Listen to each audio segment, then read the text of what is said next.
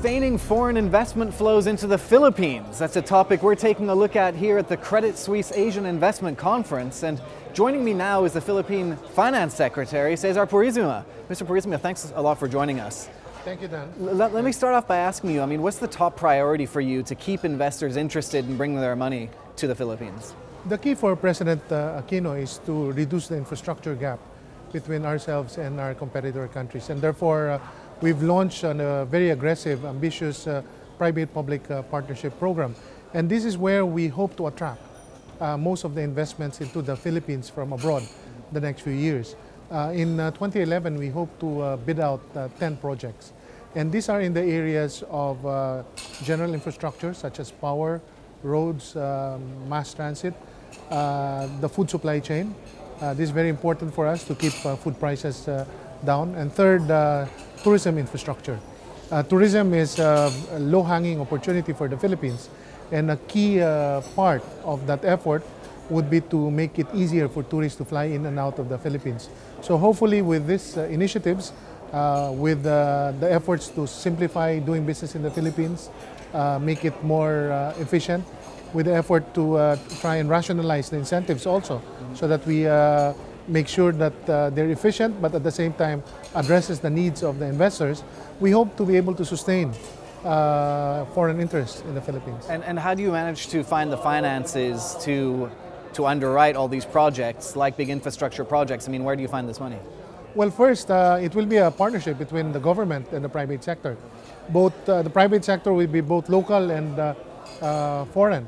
On the local side, there's enough liquidity right now in the Philippine banking system. In fact, there's over 1.4 billion pesos, 1.4 trillion pesos parked in the Central Bank of the Philippines passively. No? These are monies that can actually be attracted towards infrastructure. The other thing we've done is we've now made it possible to have 25-year funding in the Philippines with a series of transactions we did that deepen that long end of the peso curve. So there will now be better matching between the cost of funding and the revenue flows. In the past, that's been the problem of infrastructure partnerships in the Philippines because the funding was foreign. So whenever the peso depreciated, they'd have to increase the charges they charge the users, and it became politically unpopular.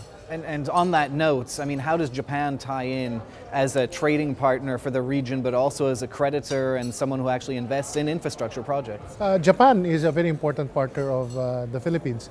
Our biggest trading partner now, because of the rapid growth of China, is China, Greater China. But Japan indeed is important to us, not only from a trade standpoint, from an investment, as well as overseas development assistance. In fact, for the PPP program, we're still looking to Japan's interest because our geography is very similar. They have the technology, they have the capital, and the cost of capital there is low. I believe what happened to them, and we condole with our friends from Japan, will have, in the short term, a bit of a negative impact.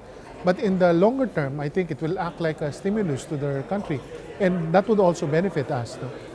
Okay. And if we take a domestic view of the Philippines at the moment, commodity prices, the spike that we've seen in commodity prices has to be something that's a bit of a concern with a view on inflation.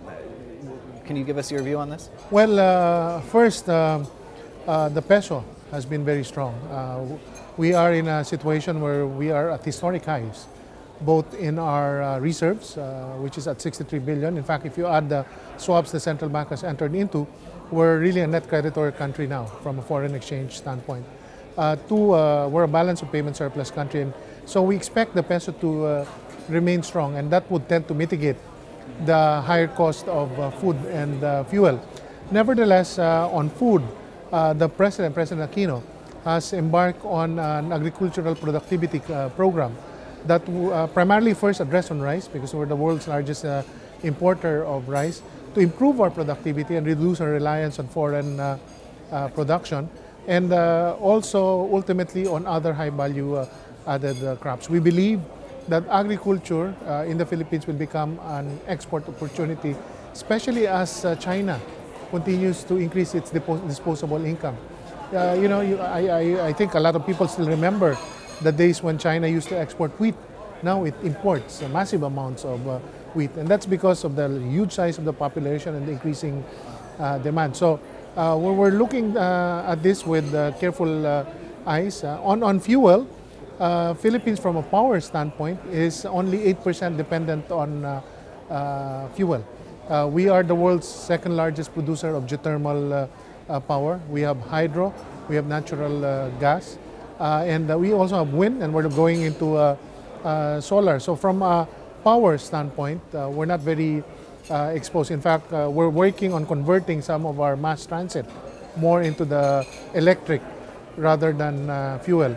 On transport, obviously, we are dependent. We import fuel just like many countries. So what we hope to do there to avoid the second round effects on inflation is maybe to look at how we can help defray some of the spikes in public transport. So we're looking at potential assistance programs on the public side. Okay. Thanks very much for joining us, and good luck with the rest of the conference. Well, thank you for inviting me. Thank you. That was Cesar Purisima, the Philippine Finance Secretary, joining us here in Hong Kong at the Credit Suisse Asia Investment Conference.